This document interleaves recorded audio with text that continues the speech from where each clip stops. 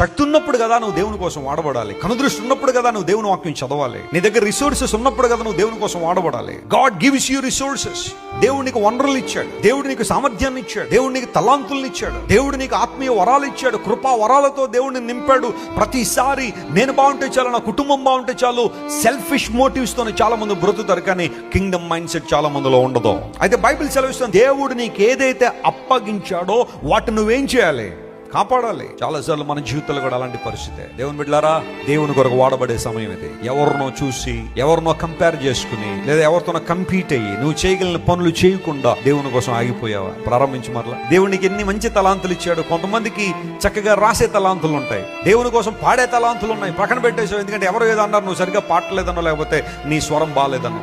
సువార్త కరపత్రాలు పంచాలంటే నీకు చాలా ఇష్టం, ఎవడో ఏదో అన్నాడని చెప్పి ఆగిపోయావు. పరిచర్య చేయాలంటే నీకు చాలా ఇష్టం, దేవుని మందిరంలో ఏదైనా పరిచర్య ఉంటే నేను చేస్తానంటే